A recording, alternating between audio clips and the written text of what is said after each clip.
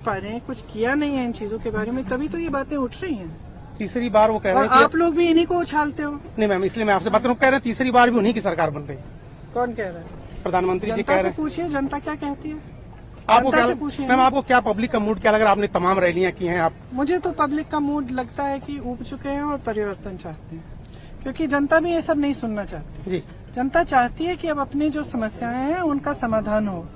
और 10 साल हो गए हैं, बेरोजगारी बढ़ रही है, महंगाई बढ़ रही है, तमाम जो समस्याएं हैं, जनता का जो संघर्ष है वो बहुत ज्यादा बढ़ गया है।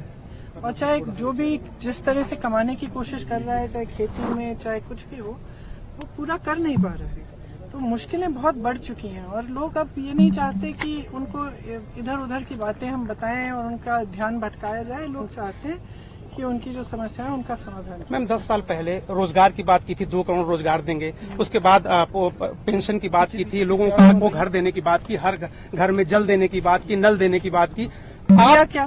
दिया क्या बताइए, अब बताइए दिया क्या? दिया क्या? वो 15 लाख रुपए खाते में आए, वो 2 करोड़ रोजगार मिले, कुछ नहीं दिया। तो परिस्थितियां तो एकदम अलग है ना।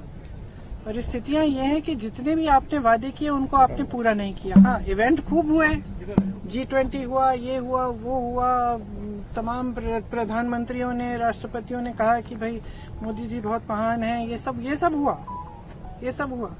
लेकिन जनता के जीवन में जो उसका रोज का संघर्ष है, जो किसान का संघर्ष है, श्रमिक का संघर्ष है, महिलाओं का संघर्ष है, तो उसमें क्या बदलाव आया? मैम राहुल जी हर सभा में पूछती हूँ कि भाई आपके जीवन में परिवर्तन आया कि नहीं आया, और जवाब हमेशा वही है कि नहीं आया, तरक्की नहीं हुई। राहुल जी पर खास तौर से जब आप देखिए तब उन पर पर्सनल अटैक भी बहुत ज्यादा होते हैं और वो लगातार आगे बढ़ते हैं, वो इन चीजों पर ध्यान नहीं देते। इसके पीछे आपको क्या लगता है, क्या रणनीति?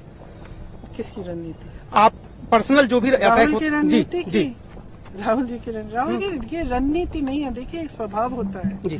कुछ इंसान अपना ध्यान जो है अपने काम पे रखते हैं और कुछ बातों पे रखते हैं, कुछ दिखावे पे रखते हैं। किसी की असली श्रद्धा होती है, किसी की नकली श्रद्धा होती है।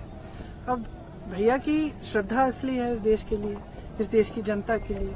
भैया का ध्यान अपने काम पे रहता है और उनको बिल्कुल कोई परवाह नहीं है कि कोई उनके बारे में क्या कहे क्या नहीं कहे। भाई बहुत साल हो गए, अब तो जनता भी पहचान रही है कि जितनी चीजें उन्होंने कही सब गलत थी, सब इतने बड़े झूठ थे, चाहे उनकी पढ़ाई के बारे में, चाहे उनके बारे में, इतने बड़े झूठ थे। अब तो जनता खुद देख रही है। तो ये चीजें जो है ना, ये समय के साथ सब सच्चाई आगे आ जाती है। यही हमारे धर्म की परंपरा है, हमारे देश की परंपरा है, हमारी पुरानी सामाजिक परंपरा है कि जो सत्य है उसी का जीत होता है। मेरा आखिरी सवाल में पूरे कांग्रेस के लोग भी और देश के लोग जानना चाहते हैं, अमेठी रायबरेली से चुनाव लड़ेंगे क्या?